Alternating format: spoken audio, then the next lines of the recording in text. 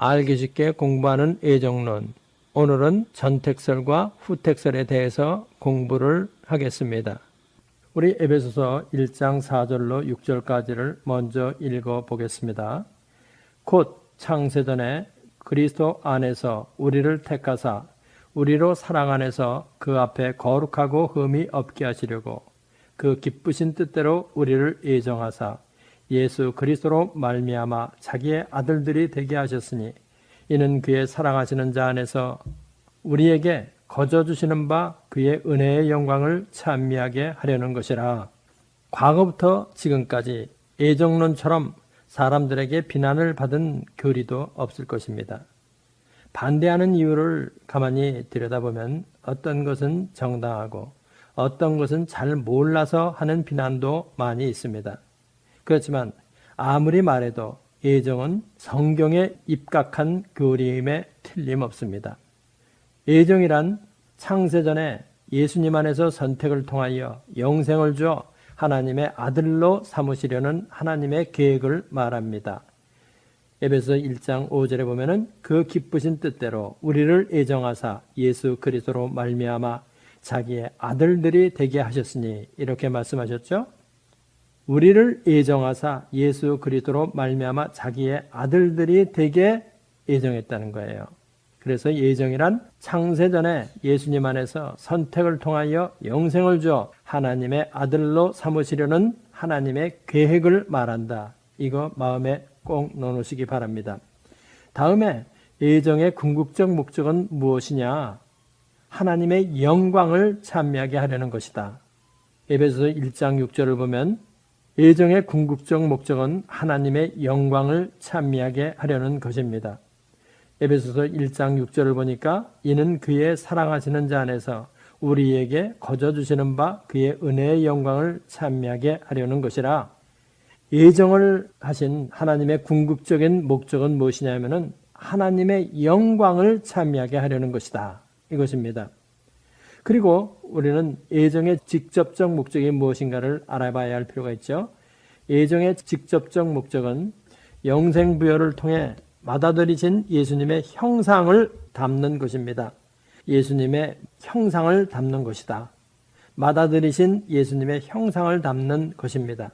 로마서 8장 29절을 보니까 하나님이 미리 아신 자들로 또한 그 아들의 형상을 본받게 하기 위하여, 여기서 아들의 형상, 그것은 받아들이신 예수님의 형상을 본받는다는 말이죠.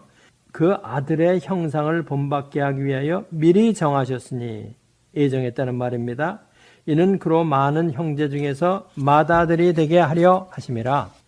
예정이란 이렇게 신적 기원을 갖기 때문에 어떤 변경이나 취소가 없습니다. 하나님의 예정은 영원 불변합니다. 하나님의 예정은 선택을 통해 실현됩니다.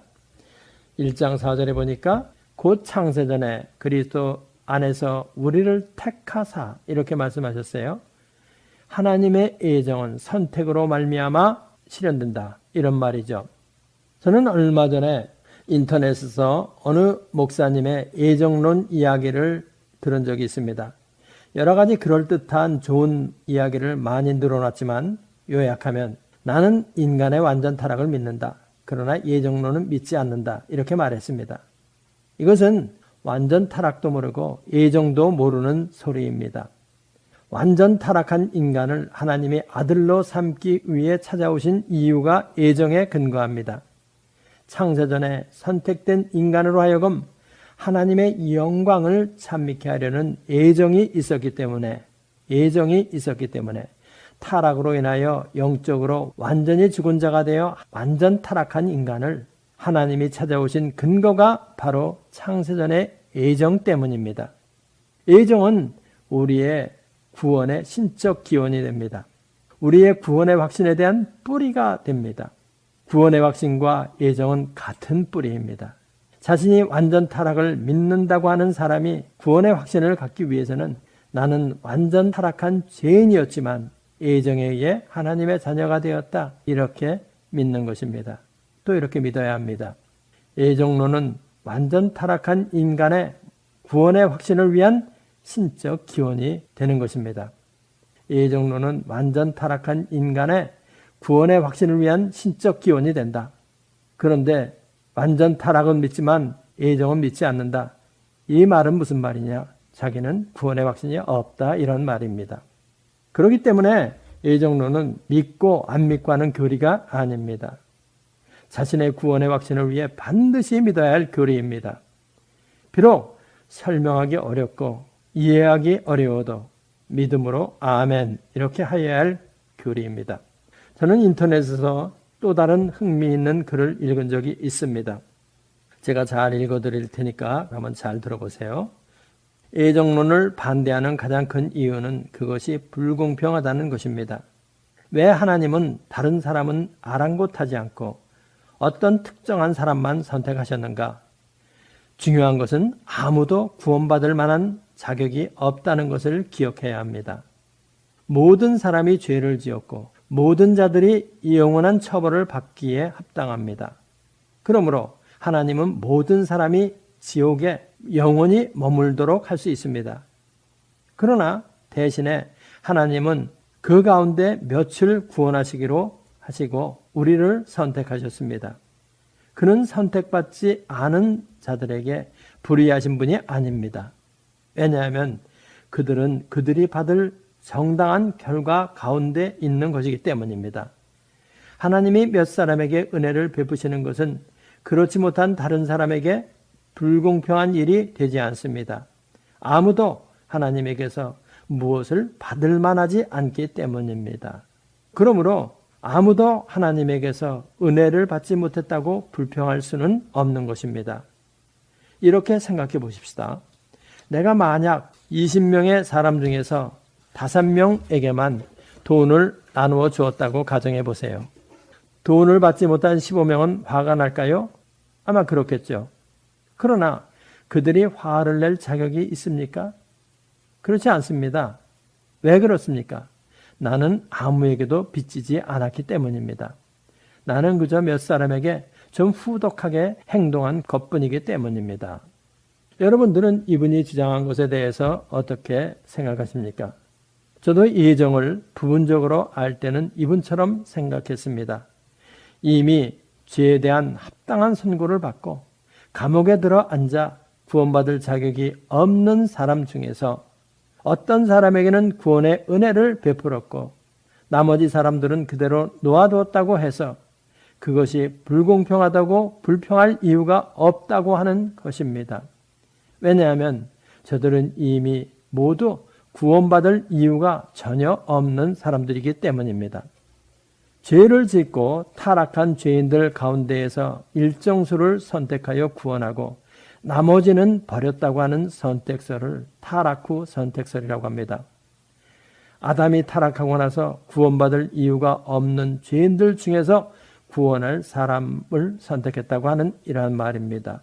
바로 지금 제가 읽어드린 글이 바로 이 후택설, 타락 후 선택설 입장에서 설명한 것입니다. 우리는 그래서 먼저 타락 전 선택설과 타락 후 선택설을 알아야 할 필요가 있습니다. 타락 전 선택설, 타락 전 선택설은 창조 전 선택설이라고도 하고 전문적인 용어로는 슈프라랩사리아니즘 이렇게 부릅니다. 타락 후 선택설은 인프라랩사리아니즘 이렇게 불러요.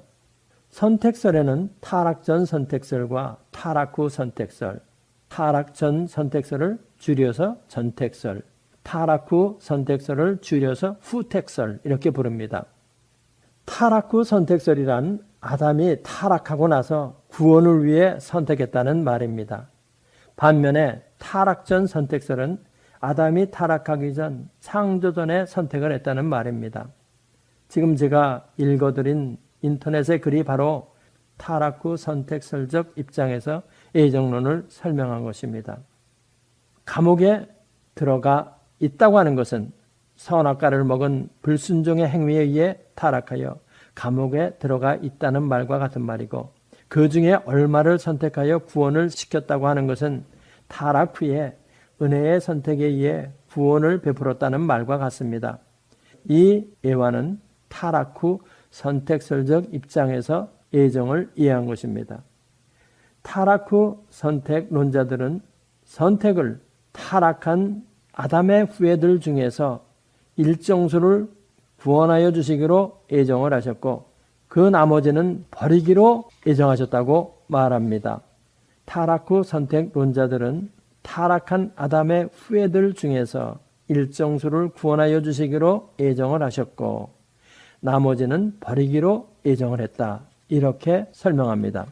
이렇게 타락 후 선택설적 입장에서 설명하는 애정론이 행위언약적 애정론입니다. 행위언약에 따라 애정론을 설명하면 타락 후 선택설이 구조적으로 따라 나옵니다. 여러분들 많이 들어봤을 것입니다. 행위언약. 그 행위언약에 따라 애정론을 설명하면 타락 후 선택설이 구조적으로 따라 나온다는 거예요. 행위언약은 무엇입니까? 하나님께서 아담에게 선악과를 먹지 않는 조건으로 영생을 약속했다고 하는 그것이 바로 행위언약 아니에요? 행위언약은 하나님께서 선악과를 먹지 않는 조건으로 아담에게 영생을 약속했다고 하는 가정 위에서 논리를 전개합니다.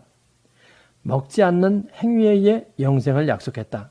행위에 의해서 영생을 약속했다. 그래서 행위언약이라고 부르는 것입니다. 행위언약에 의해 선택을 설명하면 행위에 의해 영생이 먼저 약속되었다는 말이기 때문에 행위언약이 작동할 당시에는 은혜에 의한 영생의 약속이 없었다는 말이 됩니다. 은혜에 의한 선택이 없었다는 말이 되는 거예요. 왜냐하면 행위는 은혜가 아니고 선택은 은혜이기 때문에 그렇습니다. 행위는 은혜가 아니고 선택은 은혜다. 그러니까 행위 언약이 작동하고 있는 그때에는 선택의 은혜는 없었다는 것입니다. 선택에 의한 은혜는 작동하지 않고 있었다 이 말이죠. 하나님께서 아담과 행위 언약을 맺어 행위 언약이 작동할 시에는 은혜에 의한 선택이 없었습니다. 아담이 선악과를 먹음으로 인해 행위 언약이 실패로 돌아가자 하나님은 곧바로 아담과 은혜 언약을 맺으셔서 행위가 아닌 은혜로 선택에 의해 영생을 주시기로 하셨다는 것이죠. 은혜에 의해 영생을 준다는 것은 하나님의 선택에 의해 은혜로 영생을 준다는 말이 됩니다. 이 말은 타락 후에야 죄에서 구원을 하기 위해 선택을 하셨다 이 말입니다.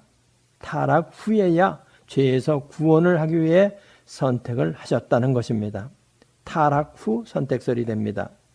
타락 후 선택론자들은 선택을 타락한 아담의 후손 중에서 얼마를 구원하여 주시기로 애정을 하셨고 나머지는 버리기로 애정을 하셨다고 말하는 거예요.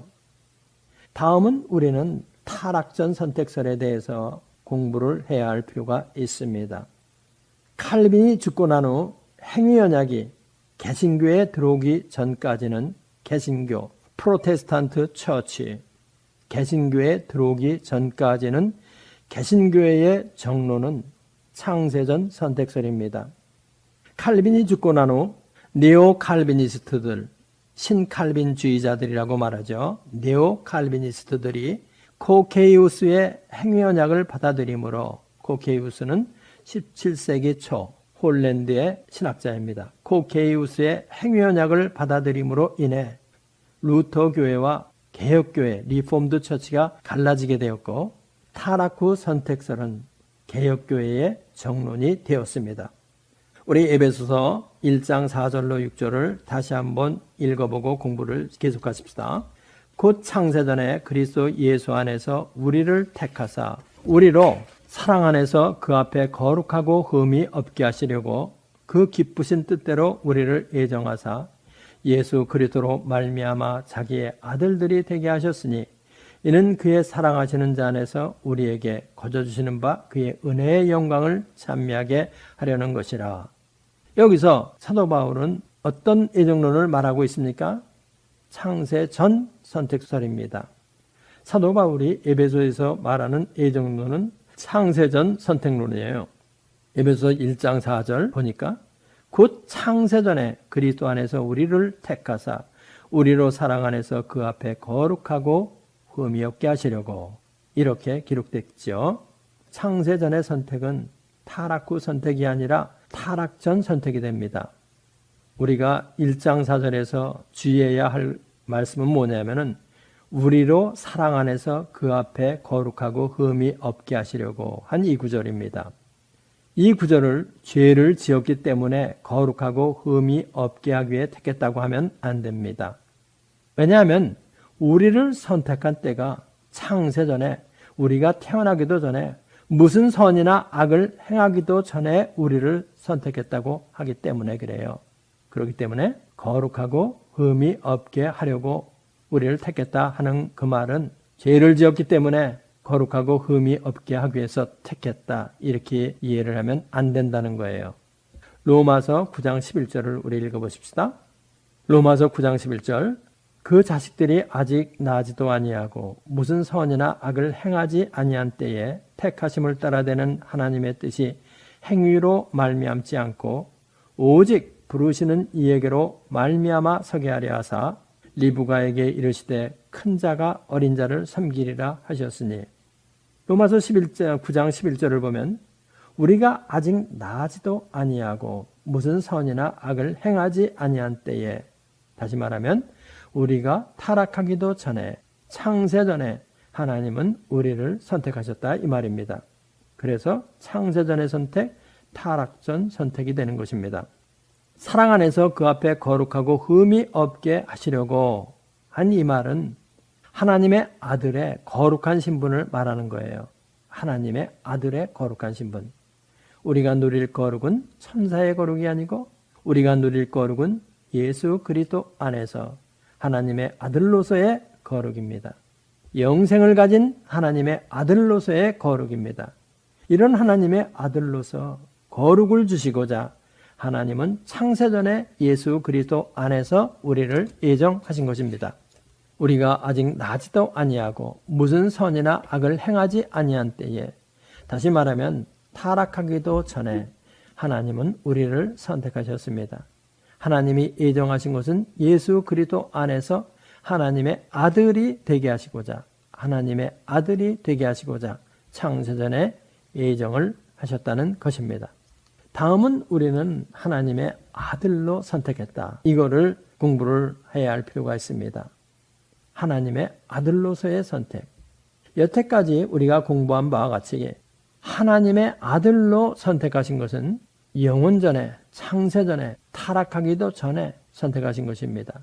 그렇기 때문에 죄에서의 구원의 예정이 있기 전에 영생을 가진 하나님의 아들이 되게 하시고자 한 예정이 있었다는 것입니다. 후택설적 입장에서 죄에서의 구원의 예정이 있기 전에 영생을 가진 하나님의 아들이 되게 하시고자 한 예정이 있었다는 거예요. 우리 에베소서 1장 5절 다시 한번 읽어보십시다.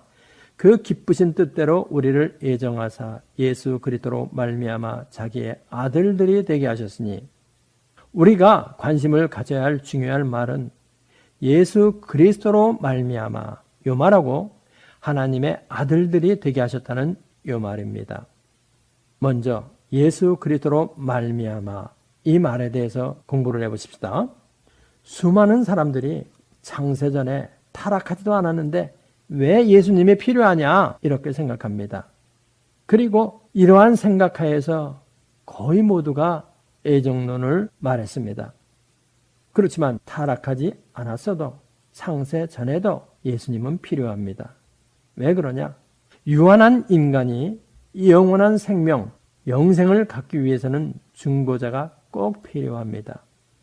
인간이 아직 타락하지 않았어도 하나님의 영원한 생명인 영생을 유한한 인간에게 주시기 위해서는 반드시 신인이신 중보자가 필요하다 이 말입니다. 하나님과 인간 사이의 존재적 차이 때문에 그렇습니다. 하나님은 영원하시고 인간은 유한한 바로 그 존재적 차이 때문에 인간에게 영생을 주시기 위해서는 신인이신 중보자 예수가 창세 전에도 필요했다 이 말입니다. 우리는 오늘부터 중보자는 창조주와 피조물 사이에 언제나 필요하다는 것을 마음속에 깊이 넣어놓아야 할 필요가 있습니다. 유한한 인간이 영생을 가진 하나님의 아들이 되기 위해서는 중보자로서 예수님이 꼭 필요합니다. 그래서 하나님은 영생을 제일 먼저 하나님의 독생자 신인이신 예수님에게 주시고 예수님 안에서 인간이 영생을 갖도록 하신 거예요. 그래서 우리를 예정하사 예수 그리스도로 말미암아 자기의 아들들이 되게 하셨으니 이렇게 말하는 거예요. 예수 그리스도로 말미암아. 우리 요한복음 5장 26절 읽어보십시다. 아버지께서 자기 속에 생명이 있음과 같이 아들에게도 생명을 주어 그 속에 있게 하셨고 하나님은 먼저 독생자 예수님에게 영생을 준 거예요. 제일 먼저 신인이신 독생자 예수님에게 하나님 아버지 안에 있는 생명, 영생을 아들에게 주어서 이 땅 위에 보내신 거예요. 그래서 우리가 예수님을 영접할 때 영생을 가지신 예수님은 성령으로 우리 안에 들어오십니다. 그래서 우리는 성령 안에서 예수님이 가지신 영생을 갖게 되는 거예요. 왜 그러냐? 성령님은 바로 예수님이기 때문에 그래요. 예수님이 가지신 영생을 성령님도 똑같이 가지시고 우리 안에 성령으로 들어오시는 거예요. 그래서 우리는 예수님 안에서 성령을 갖게 되는 것입니다. 요한일서 5장 11절을 보면 또 증거는 이것이니 하나님이 우리에게 영생을 주신 것과 이 생명이 그의 아들 예수님 안에 있는 그것이라. 우리 안에 있는 생명, 영생, 그것은 예수님 안에 있는 생명, 영생과 똑같은 거예요. 아들이 있는 자에게는 생명이 있고 하나님의 아들이 없는 자에게는 생명이 없다 이렇게 말하는 것입니다. 하나님의 아들이 되기 위해서는 반드시 영생을 가져야 하고 이것은 예수님의 인격과 사역을 믿지 않으면 안 됩니다.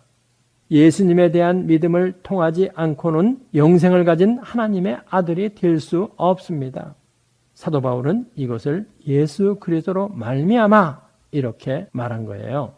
다음 하나님의 아들들이 되게 하셨으니 여기서 하나님의 아들들 창세전에 선택을 하실 때 하나님의 마음속에는 선택된 자와 버려질 자가 있었던 것이 아니고 하나님의 아들이 될 자와 아들이 되지 못할 자 두 종류의 인간만 있었습니다. 약속에 의해 태어날 자, 약속에 의해 태어나지 않을 자 두 종류의 인간만 있기로 결정하셨다는 말이에요. 이것은 다시 말하면 인간들의 법적 신분을 예정했다고 하는 말입니다. 창세전에 하나님이 선택을 하실 때 하나님의 마음속에는 영생을 가진 하나님의 아들과 영생을 갖지 못한 선택받지 못한 사람들만 있었던 것입니다. 아직 타락이 발생하지 않았기 때문에 죄에서의 구원은 하나님의 의도 속에 있지도 않았고 오직 하나님의 아들과 하나님의 아들이 아닌 자만 있었다는 것입니다. 또 여기에 선택되지 못한 자는 지옥으로 보낸다 이런 개념도 있지도 않았습니다. 타락한 인간들이 지옥의 심판으로 나가게 된 것은 하나님이 버렸기 때문이 아니고 타락한 인간들이 자신들이 자유의지로 지은 죄에 대해 심판을 받고 영원한 형벌로 지옥으로 가게 되는 거예요. 창세전의 예정은 하나님의 아들을 선택했다는 것과 하나님의 아들이 되지 못한 자를 선택했다는 것이지 죄에서 구원하기 위해 인간을 타락시키고 그 중에 얼마를 구원하여 천국에 보내고 나머지는 버려 지옥에 가게 한다는 예정이 아니에요. 창세전의 예정은 그런 예정이 아니라는 것입니다. 인간들의 법적 신분을 예정했다. 바로 이 말입니다. 우리는 이것을 족장들의 생애에서 잘 알 수 있습니다. 창세기에서 족장들의 생애에서 잘 알 수 있습니다. 이스마엘은 약속의 자녀에서 제외되어 아브라함의 집에서 쫓겨나는 비운을 겪었지만 아브라함의 아들로 인정되어 이삭과 함께 아브라함을 장사하죠. 창세기 25장 9절 우리 읽어보십시다. 그 아들 이삭과 이스마엘이 그를 아브라함을 마므레 앞 해쪽석 소알의 아들 에브론의 밭에 있는 막벨라 굴에 장사하였으니 매장하였다는 말이죠. 누가? 이삭과 이스마엘이 같이.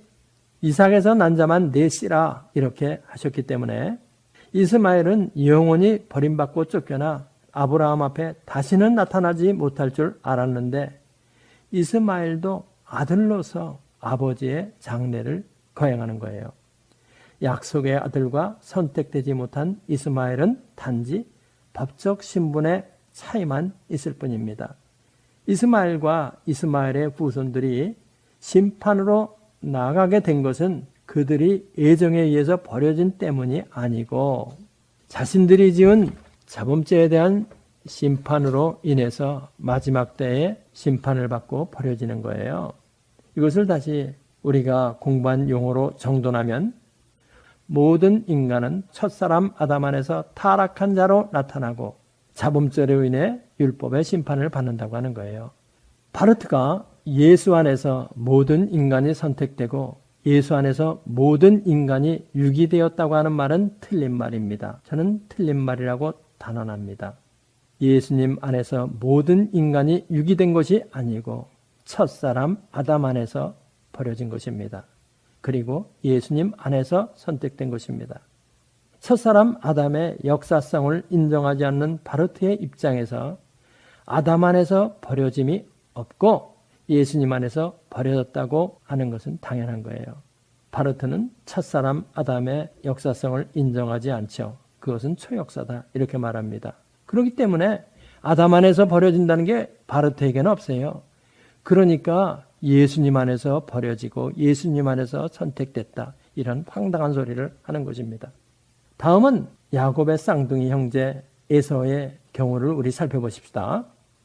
에서의 경우에도 이스마엘과 마찬가지입니다. 에서는 선택에서 제외되었지만은 에서도 이삭의 아들로서 명분을 유지합니다.